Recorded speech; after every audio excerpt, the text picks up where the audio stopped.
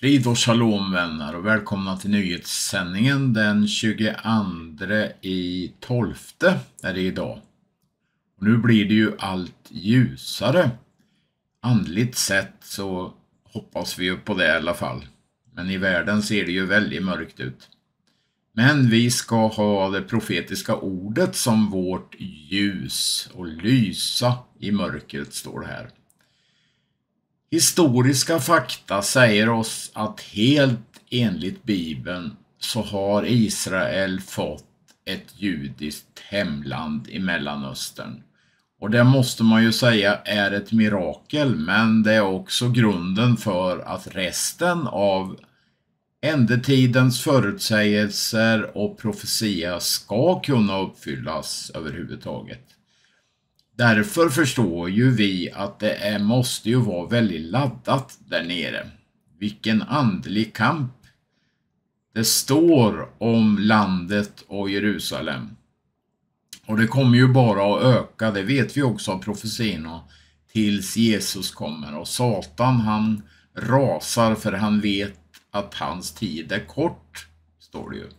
Och det ser vi ju verkligen nu med all massaker och över världen när man ropar slagord och mördar judar och hatar Guds folk. Fruktansvärt. Men återkomsten till Sion är ett kraftfullt bevis på skriftens sanning. Profetierna vittnar alltså om att Gud är trofast, men inte bara det då. Det vittnar ju också om att Bibeln säger att Jesus dog för våra synder, och då är det det som är centrum. Och det är lika säkert, om inte säkrare, våran frälsning. För Israels upprättelse har ju med det att göra. Det är mer än anmärkningsvärt att Gud skulle återupprätta ett skingrat och förföljt folk till deras land efter över 2000 år i exil. Och det här kan man ju knappast kasta ifrån sig som en slump, utan detta är Bibelns förutsägelser för något ännu större, nämligen Jesu Kristi tillkommelse. Och det står i psalm 122, så står det att vi ska välsigna Jerusalem och be för Jerusalem. Ja, vi sa ju nyss att Jesu återkomst är kraftigt kopplat till att det judiska folket vänder sig till honom när man har fått sitt land. Läs i sekel 36-37. Ja, hur ska vi då se på judisk evangelisation idag? Jo, den frågan besvaras av aposteln Paulus i Romarbrevet 11:11-29. Som Guds folk ska vi om inte annat be för dem, be att deras ögon öppnas, och kan vi och bli ledda till det så ska vi ju givetvis vittna för judarna med evangeliets budskap. Gör vi det genom att vända dem ryggen eller att välsigna dem? Det kommer att bli den stora frågan av stor betydelse som vi tror jag måste ta ställning till när vi ser denna onda sataniska antisemitism blommar upp över hela världen. Då måste vi som kristna som har Guds kärlek och står i sanningen verkligen bestämma oss för att välsigna Israel. Det är slutsatsen vad vi kan komma fram till när vi läser Guds ord. Men tyvärr är det ju så här idag att många läser ju inte Gamla testamentet. Utan man läser ju bara nya, men vi ska ju läsa hela skriften. Och det är ju där i Gamla testamentet och i Romarbrevet här 11 som vi ser hur profetierna flyter ihop både i Gamla och i Nya testamentet. Och vi vet att Jesus när han kommer tillbaka ska sätta sina fötter på Oljeberget. Så därför måste ju Israel här vara under judiskt inflytande. Tack och lov för det. Nu går vi vidare så hörs vi under dagen. Guds välsignelse på er allihop. Amen. But now they are. But here I'll also say that I don't believe that a simple defense, in other words, a naval force whose job it is to protect shipping, will be adequate. They'll shoot down a number of the drones, maybe most of them. They'll shoot down a number of the cruise missiles and the ballistic missiles, maybe most of them. But companies like Maersk and the others are not going back into that area, even if there's a very small chance of one of their ships being sunk. So back to that. If America doesn't do it, Israel's going to have to do it. Somebody's going to have to go into Yemen, not necessarily physically on the ground, but certainly with air and naval projection power, and destroy the Houthis' capability to launch attacks in the Indian Ocean and Bab el-Mandeb and into the Red Sea. Yeah. So we essentially have a third front here, and there are economic ripples being felt already. Absolutely. Absolutely. Yeah. So that's global. And the most global. In other words, if the world sits back and says, well, it's Israel's problem, not our problem, they're totally misunderstanding what's going on there. Very, very true. And speaking of which, Hamas right now seems to be on the ropes. I talked about it a minute ago, Elliot. What's your take? I mean, it seems that the IDF has made great advances. When we talked to you a few weeks ago here on The Watchman, you said, hey, we're on the right track, essentially, as a fighting force with our gains in Gaza. What's the state of play right now, in your view, in Gaza? Okay, we're still on the right track. We're actually possibly a bit ahead of schedule, and I say that hesitantly because a bit. It's these kinds of things. You could be a day ahead, a day behind. It doesn't matter all that much. We've taken virtual control over Gaza City and its environs, and that includes Jabalia, Sijaiya, Bet Hanun, Bet Lahia, a number of other neighborhoods that were Hamas strongholds. But let's keep in mind that that's above ground. Below ground, there is still a very large network of tunnels that will need to be worked out. We just opened up one of them, one of their command centers yesterday, under one of the neighborhoods. There were two things. One was this long tunnel that ran to the Israeli border, which I think that's what we're seeing on the screen. Mm-hmm. Yes, but we also opened up a tunnel network, and here I think. Let me break this down into three. There are three aspects to the tunnels. There are the vertical shafts, of which we've found hundreds and hundreds, and there are still more to be found. There are the horizontal tunnels, which is what you're showing, and think of these as the subway, the transit tunnels that will get them from one place to another, whether it's from there into Israel or from one part of Gaza into another part of Gaza. And the third aspect are the tunnel complexes of offices and halls and arsenals, centers, barracks, in other words, underground military bases that we just got to, as I said, one of them that included the headquarters, that included Yahya Sinwar and Mohammed Def. Mm-hmm. That was their headquarters under Gaza that we've now taken and opened up. Now, here, every time we open one of these, we find huge amounts of intelligence, documents, computers, and just evidence. And our guys know how to analyze that evidence. So we're doing that in Gaza. We haven't finished it yet, but I think that in the next days, and I always hesitate to project because military operations always have a tendency to turn around and bite you when you make a projection. But it looks like a number of days. We will have completed the nominal control above ground of what is generally considered the northern part of Gaza. That's Gaza City, its environs, its neighborhoods, and its suburbs. Yeah. That still leaves a huge operation underground, and we're going to see periodic, and I don't want to talk about frequency here, terrorists popping up out of these vertical shafts, firing anti-tank missiles, firing RPGs, ambushing Israeli troops. In other words, the story there is not over, but it's over in the mass military sense. The air support, the artillery support now is going to be greatly, greatly reduced because we're talking about a subterranean operation now, not an above ground one. Yeah, this is probably a broader question. Oh, go ahead, Elliot. I'm sorry. Yeah. Okay. With that, we now move to Khan Yunis, which is where the center is. We've already moved into the city, but we by no means control it. That's where our best estimates are that Yahya Sinwar and Mohammed Def are. And we've had some indicators. Keep in mind, again, that this underground metro or subway, they can move from one place to the other. Let's not forget hostages are part of this mix as well, and they're using them as human shields. But I'm going to throw out an idea that I have absolutely no basis for whatsoever, other than my own personal sense of knowing how things are going on. I'm not convinced that taking out Yahya Sinwar is high on our early priorities. It's high on our priorities. He's gone at the end of this.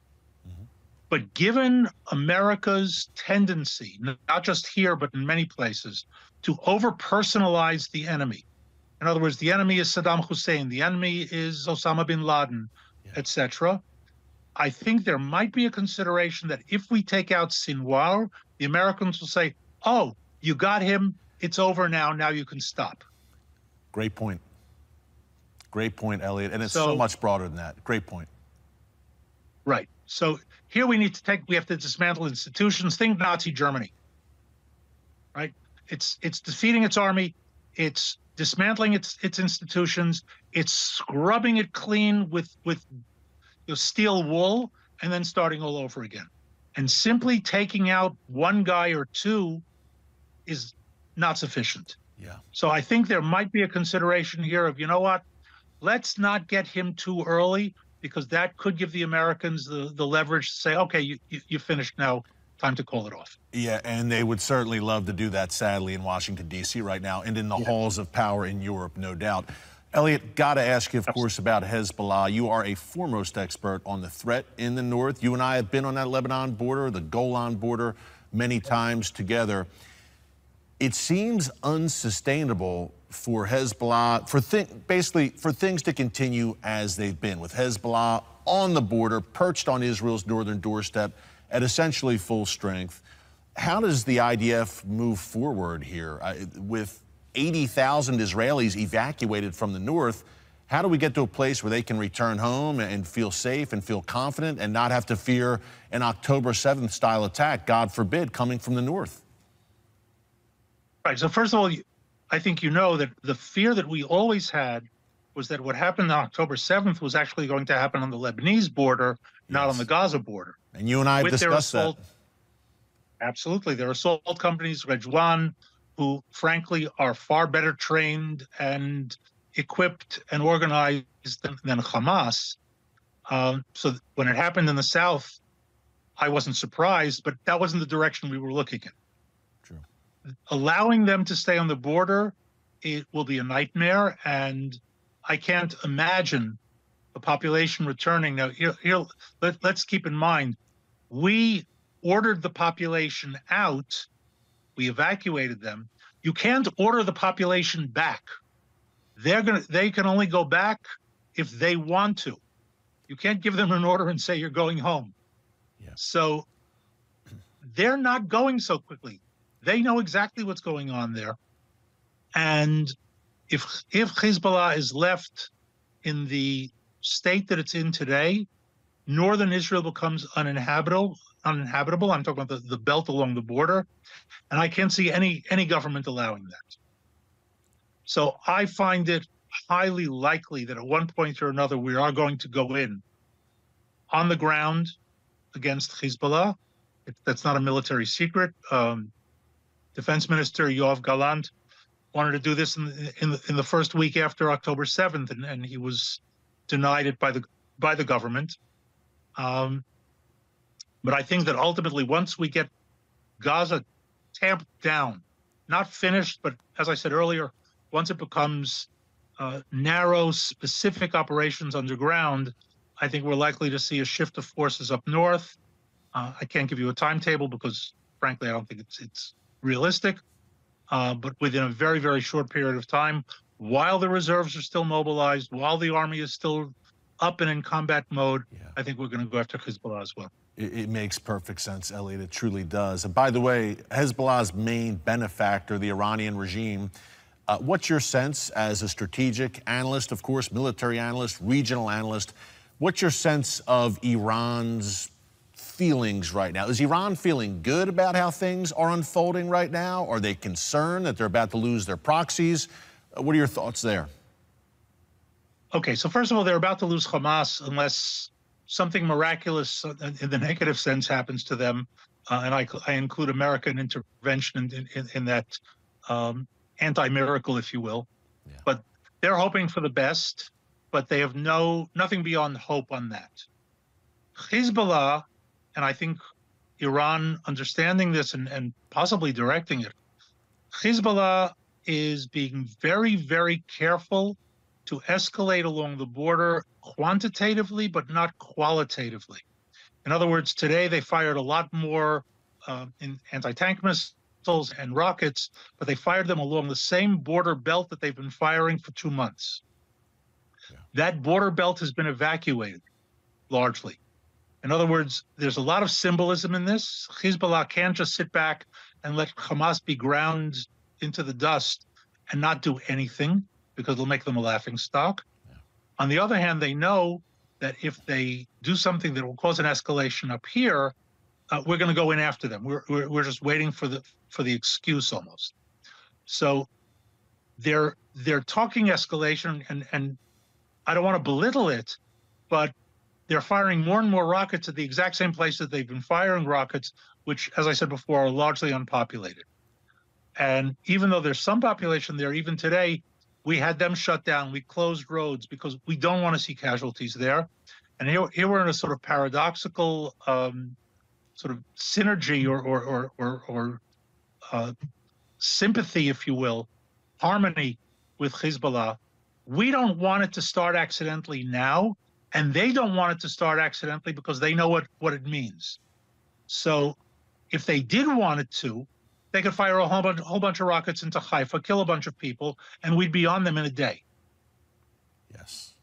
So it's noise, it's dangerous, it's escalating, but it's not going out of the bounds of what it's been for the past couple of months.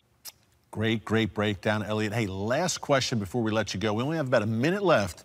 A lot of people have been asking here in our comments sections what to do about the tunnels. How is Israel going to deal with this persistent tunnel problem in Gaza? We've heard reports of seawater flooding into the tunnels and all sorts of strategies. How does the IDF, in the minute we have left, tackle this tunnel problem, which is really maybe the main issue now? Okay, the seawater thing I think is overstated. It was a hope. Keep in mind that we're talking about 500 kilometers of tunnels dug in sand. Okay, so the ground of the tunnels is very absorptive. I don't personally see water flooding them to the point of making them unusable. They might make some of them uncomfortable, but that's not going to make much of a difference. Ultimately, the way you deal with tunnels is a combination of the good old-fashioned careful way, and there are tactics of how to deal with tunnels carefully, slowly, getting into them and moving through them, using low-tech methods, including dogs, which we're using very effectively, and some high technology that includes electronics, it includes drones that can fly inside of the tunnels, and things like that. And mostly time. Slow, methodical, old-fashioned infantry tactics with engineer support is basically the way to do it. Wow. Elliot, incredible breakdown, my friend, as always. Hey, stay safe. We are praying for you, your family, for the entire nation of Israel. Major Elliot Chodoff, always great to see you, my friend. Thanks so much. God bless. We will see you again soon, Elliot. Thank you, my friend. Stay safe. See you soon, Elliot, folks. The one and only Elliot Chodoff. What a great breakdown. The kind of information you're really not hearing anywhere else. Hey, Elliot mentioned, and we mentioned, the communities evacuated in northern Israel. Some 80,000 people now staying in hotels and shelters. That's number one. Number two, the communities in southern Israel, of course, along that ravaged Gaza border area, also evacuated. You've seen me interview them here on The Watchman. Folks, Israel could use a few good friends right now, no doubt. It's a very perilous time for the world's one and only Jewish state, for God's land. That's where our good friends at Meir Panim come in. Now, you've heard me talk about Meir Panim here on the newscast previously. This is a great organization that I have personally been shoulder to shoulder with on the ground in Israel, check them out at meirpanim.org. You see the information there on your screen. They are feeding Israel's neediest, literally feeding with soup kitchens, but doing so much more. Humanitarian aid to these Israelis who've been evacuated from the north, from the south. Meir Panim is there doing God's work. It's an organization I support. I don't support many organizations here. You've heard me talk about ARTSA and Meir Panim. It has to be an organization I care deeply about that's doing God's work. And it's helping me as a Christian fulfill that biblical mandate as a Bible believer to bless Israel as laid out in Genesis 12:3. It's real simple. It's non-negotiable. That's a mandate from God Almighty. I can't think of a better way to bless Israel during this time of need, during the holiday season, than in partnering with Meir Panim. Check them out at meirpanim.org, a great organization. I can't speak highly enough about their great work. Also blessing Holocaust survivors. Hey, thanks so much for joining us here today on the Watchman Newscast live stream. Until tomorrow, God bless you. And remember, never hold your peace.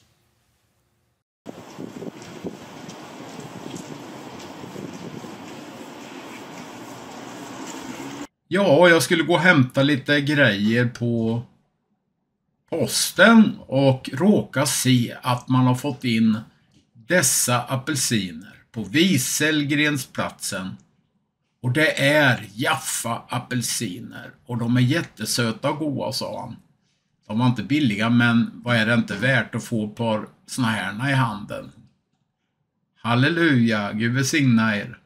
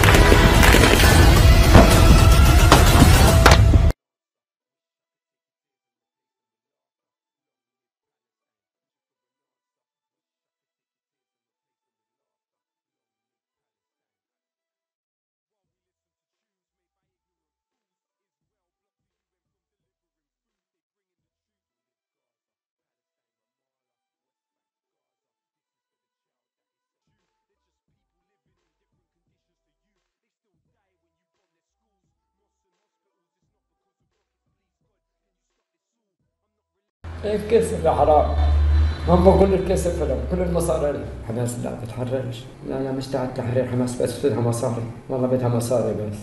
روح اتفرج عليهم غزة، كل واحد يشتغل كام كومود، جبات لأولادهم، سيارات، وكل يوم عليان.